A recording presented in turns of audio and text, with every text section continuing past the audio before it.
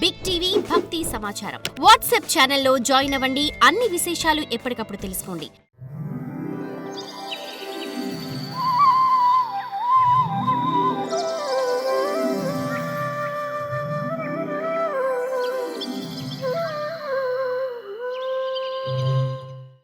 అనేక క్రియా సాధనలతో కూడినటువంటి యజ్ఞయాగాది కర్మలు, వాటిని బోధించే వేదవాక్యాలు ఆ బ్రహ్మను గురించి ఉన్నది ఉన్నట్లుగా చెప్పలేవు.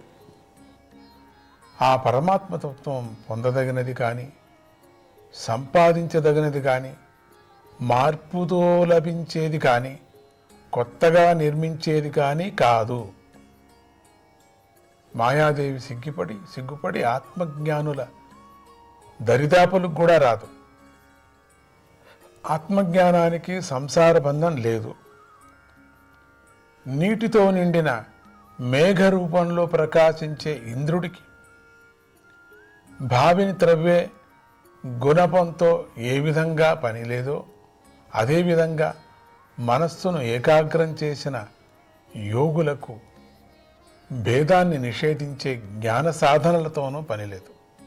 మానవులు తమ స్వభావానికి అనుగుణంగా చేసే శుభకర్మలన్నీ కూడా ఆ పరమేశ్వరుడి ప్రేరణతోనే కలుగుతున్నాయి. కర్మఫలంగా మంగళాలను కలిగించేది కూడా ఆయనే.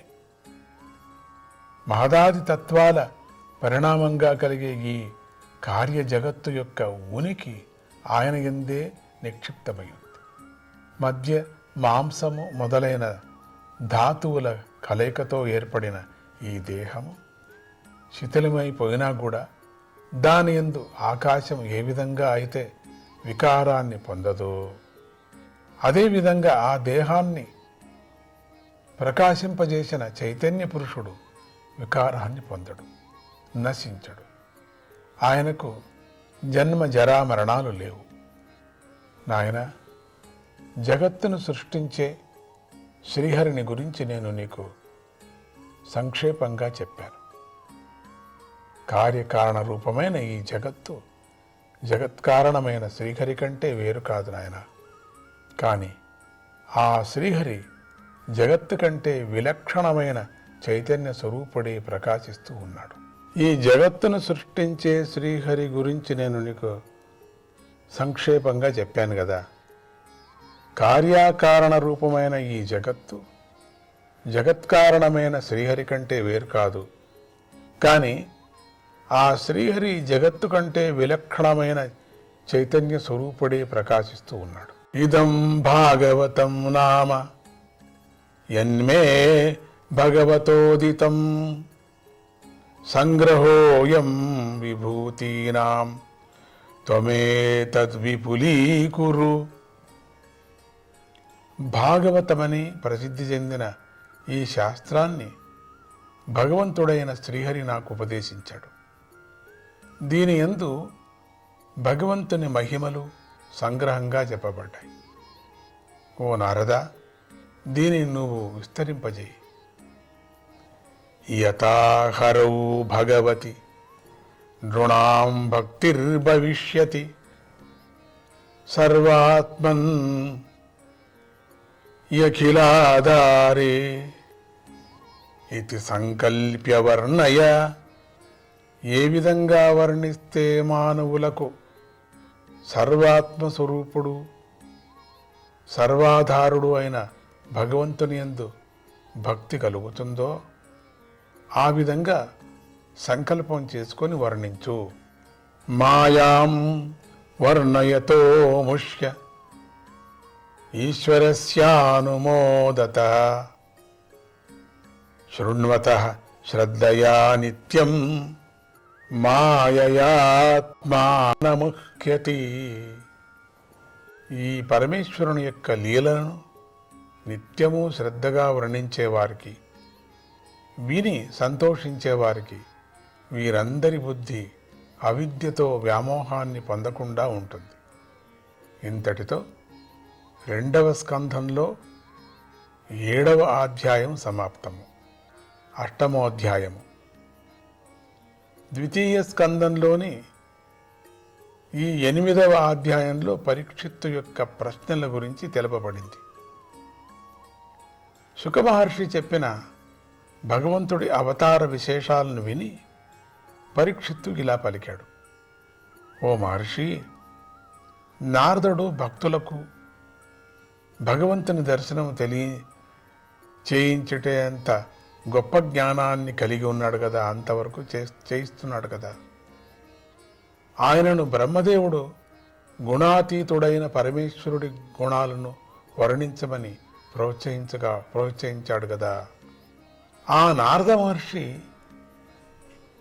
ఎవరెవరికి ఏ విధంగా భగవంతుని గుణాలను వర్ణించాడో తెలపండి.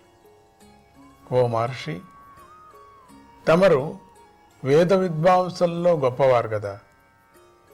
నేను భగవత్ స్వరూపాన్ని తెలుసుకోవాలి అనుకుంటున్నాను. గొప్ప పరాక్రమం గల శ్రీహరి కథలు మానవులకు మంచి చేస్తాయి కదా. ఓ మహాత్మా, నేను ఎలాగైతే ప్రాపంచికమైన ఆసక్తులను విడిచిపెట్టి విశ్వరూపుడైన శ్రీకృష్ణుని యందు నా మనస్సును లగ్నం చేసి ఈ దేహాన్ని విడిచిపెట్టగలనో ఆ విధంగా కృష్ణుని కథలను తెలపండి. శృణ్వతః శ్రద్ధయా నిత్యం గృణతచ్చ స్వచేష్టితం కాలేన నాతి దీర్ఘేణ భగవాన్ విశతే హృది. ఎవరైతే ఎల్లప్పుడూ శ్రద్ధగా భగవంతుడి లీలను వర్ణిస్తూ మరియు వింటూ ఉంటారో అటువంటి వారి హృదయంలో భగవంతుడు త్వరలోనే ప్రవేశించి ప్రత్యక్షమవుతాడు. శ్రీకృష్ణుడు తన భక్తుల హృదయ పద్మంలోకి చెవిరంధ్రం ద్వారా ప్రవేశించి శరత్కాలము నీటిలోని మాలిన్యాన్ని పోగొట్టినట్లుగా హృదయంలోని పాపాలను పోగొడతాడు. దౌతాత్మా పురుష కృష్ణ పాదమూలం నముంచతి ముక్తః సర్వ పరిక్లేశః పాంతః స్వశరణం యథా. పరిశుద్ధం చేయబడిన మనస్సు గల సాధకుడైన మానవుడు అన్ని రకాల మానసికమైన దోషాలను విడిచిపెట్టేస్తాడు. అప్పుడు అతడు దేశమంతా తిరిగి అలసిపోయి ఇంటికి చేరిన బాటసారి తన ఇంటిని పెట్టని విధంగా కృష్ణుడి పాదాలను ఇంటిని విడిచిపెట్టని విధంగా, ఇంటిని ఎట్లా విడిచిపెట్టలో ఎక్కడ తిరిగినా కూడా అట్లనే కృష్ణుని పాదాలను విడవకుండా పట్టుకుంటాడు. ఓ బ్రహ్మర్షి, నేను అడిగిన ఇవే కాక నన్ను మరి ఒక సందేహం కూడా పీడిస్తుంది. ఆ సందేహానికి సమాధానం యథాతథంగా తమరికి మాత్రమే తెలుసు. వివరించండి. పంచభూతాలతో సంబంధి లేనటువంటి ఈ జీవుడు పంచభూతాలతో సంబంధాన్ని ఏర్పరచుకొని దేహాన్ని పొందుతున్నాడు కదా అనే ఈ ప్రక్రియ యాదృచ్ఛికంగా కారణం లేకుండానే జరుగుతుందా, లేదా ఏదైనా కారణం వల్ల జరుగుతుందా? 14 లోకాల సృష్టియే స్వరూపంగా గల పద్మం శ్రీహరి యొక్క నాభి నుండి పుట్టిందని తమరు చెప్పారు కదా. ఏ విధంగా అయితే ఒక సామాన్య మానవుడు కొన్ని అవయవాలను మాత్రమే కలిగి ఉన్నాడు, అదేవిధంగా పరమేశ్వరుడు కూడా కొన్ని అవయవాలను మాత్రమే కలిగి ఉన్నాడా? ఆ ఈశ్వరుడు ఒక విశేషమైన అవయవాల రచనలో కొన్ని అవయవాలను మాత్రమే కలిగి ఉన్నట్లుగా మీరు చెప్పడంతో నాకు పై సందేహం కలిగింది.